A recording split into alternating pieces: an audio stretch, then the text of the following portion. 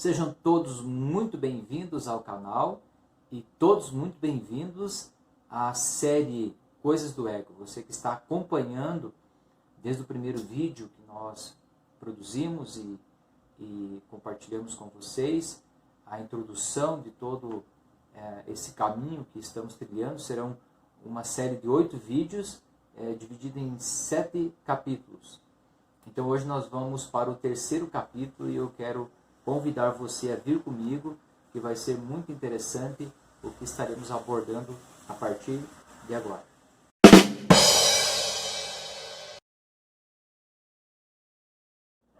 Bom, vamos lá.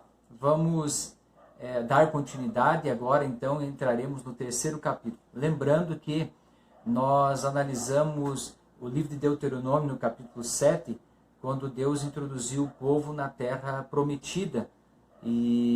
Mas quando ele introduziu o povo, ele falou que havia um porém. O porém é que eles deveriam vencer 7 nações, 7 povos que ali estavam, que são os cananeus, ou que eram, no caso, os cananeus. Os cananeus, para você entender um pouquinho da genealogia, Noé ele teve 3 filhos, Sem, Cã e Jafé.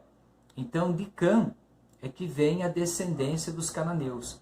Cã tem 4 filhos, o filho mais novo dele se chamou Canaã, e aí é que vem então a descendência do povo cananeu, tendo ali 7 povos que habitavam a região da qual Deus havia dado como promessa ao povo hebreu. E eles teriam então que lutar para conquistar aquela terra. Então nós vimos isso no livro de Deuteronômio, e aqui no capítulo 3 do livro de Josué, o qual nós estamos contextualizando, falando um pouquinho.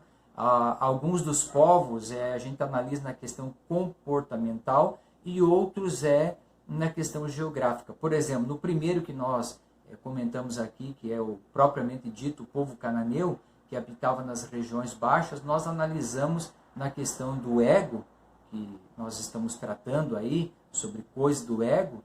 Nós tratamos sobre o ego levar a pessoa para baixo, né? Estar diminuindo a pessoa muito mais do que de repente a pessoa está, o estágio onde ela se encontra. Depois tratamos no segundo ponto, né? Que nós olhamos um pouquinho para o povo, para os heteus, que eram aqueles que tocavam o pavor, aqueles que aterrorizavam, aqueles que traziam medo por onde eles passavam. Agora nós vamos falar nesse terceiro capítulo sobre os heveus. Os heveus eram um povo que habitava em aldeia, né? Numa aldeia. E quando a gente fala em aldeia, obviamente que eles tinham regras, eles não eram um povo com uma segurança, eles não tinham uma segurança, porque era uma aldeia no deserto. Então eles precisavam ter regras, e muitas vezes o ego, quando ele tem essa limitação, quando a pessoa vive a sua vida de forma limitada. Eu lembro no meu primeiro emprego, que o meu patrão um dia falou para mim: você precisa sair um pouco desse teu mundinho.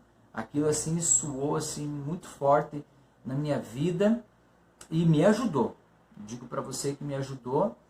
E muitas vezes o ego ele faz isso, o ego ele cria regras. E muitas vezes a pessoa, o pai de família, os pais em casa, eles não vivem um relacionamento com os filhos, eles vivem uma vida de regras.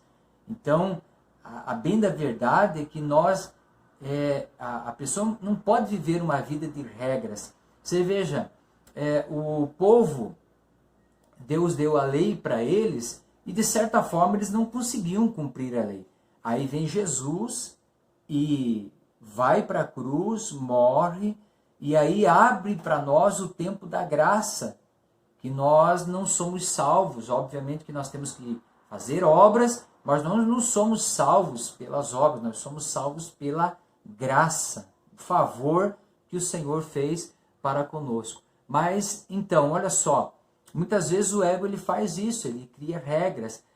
Aquela pessoa perfeccionista extrema, é extremamente perfeccionista em tudo. Então, se as coisas não saírem do jeito que ela fala, se as coisas não saírem do jeito que ela quer, ela se transforma, ela coloca a boca no mundo, ela xinga. Então as coisas têm que ser do jeito dela, ela não consegue abrir o seu olhar para um pouco mais longe. Hoje a gente vive um tempo enclausurado, restrito a muitas coisas, mas nós não podemos bitolar a nossa mente. Bem da verdade é que muitas vezes o ego ele tende a fazer isso, ele tende a bitolar a nossa mente para que a gente não veja as coisas como deveria ver. Lá em 1 Tessalonicenses, capítulo 5, versículo 21, em duas versões que eu li esse texto, diz assim a primeira versão: ponha à prova todas as coisas e fique com aquelas que é bom. Então nós precisamos ter uma visão ampla de todas as coisas, poder ver todas as coisas, poder fazer um filtro nas coisas e reter aquilo que é bom para as nossas vidas. Outra versão diz: examine tudo e retenha o que é bom. Então nós não podemos deixar de examinar as coisas, deixar de fazer uma análise de todas as coisas e reter para nós aquilo que é bom. A gente vê maus exemplos, mas a gente precisa, através dos maus exemplos, trazer para nós um aprendizado disso tudo.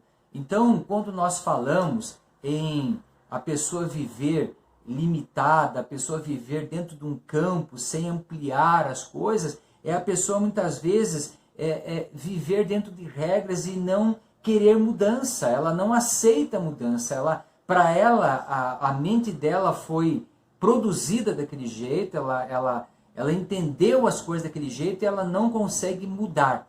Você sabe que de tempo em tempo as coisas elas ampliam, a tecnologia melhora, o dia a dia das pessoas já é diferente do que era há tempos atrás. Então a pessoa precisa entender que ela precisa mudar a sua forma de ver as coisas, a sua forma de ver o mundo, porque senão a pessoa ela fica muito engessada, ela fica muito rígida, e toda a estrutura rígida, ela tende daqui a pouco ela pode se quebrar. Então a estrutura não pode ser rígida. Nós temos que olhar, por exemplo, para as palmeiras, nós temos que olhar, por exemplo, para o bambu, nós temos que olhar para a natureza em alguns aspectos que nos ajudam a ser maleável com as coisas. Então, fica aí essa palavra em mais uma área da nossa vida e que é relativo ao ego. E obviamente eu espero por você no próximo capítulo.